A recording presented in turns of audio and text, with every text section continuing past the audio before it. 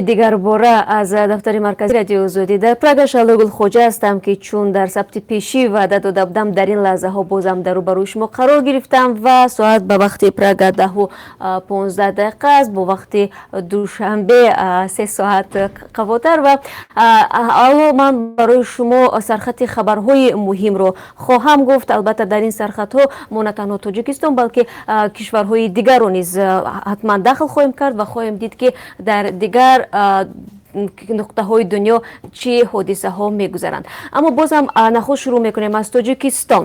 Ҳама ба истироҳат. Федератсияи иттифоқҳои касабаи мустақили Тоҷикистон эълон кард ки 15 июн рӯзи Иди Саити Фитр дар Тоҷикистон расман рӯзи истироҳатӣ аст. Ин федератсия гуфт вазорати маорифро зарур аст санҷишу имтиҳон дар муассисаҳои таълимиро як рӯз пеш ё як рӯз баъд таъин кунад.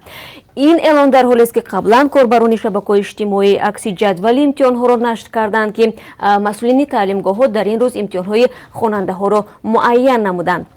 То куҷо ин гуфтаҳои мақомот иҷро мешавад ва то куҷо рӯзи истироҳат хоҳад буд дар Тоҷикистон дар баъд аз як ҳафтаи дигар мебинем, аммо тафсилоти ин хабарро шумо метавонед аз забони ҳамкорони мо дар шаҳри Душанбе баъд аз чанд лаҳзаи дигар дар барномаи хабарӣ бишнавед.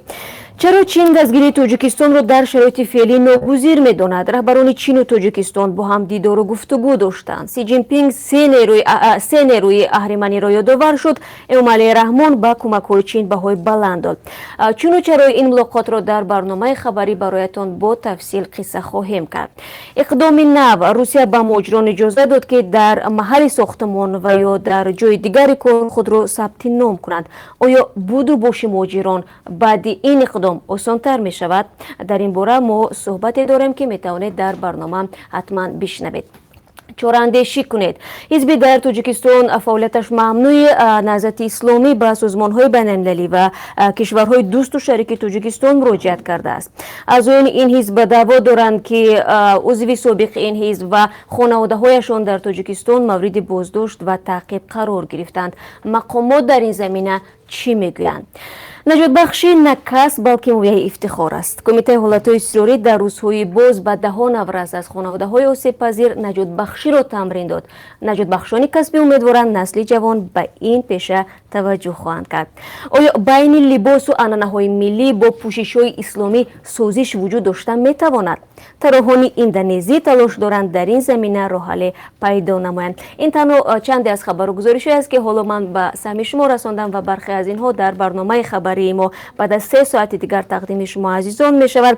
албатта умедворем ки бозам хабарҳои бештар дошта бошем то дар барнома барои шумо пешниҳод кунем.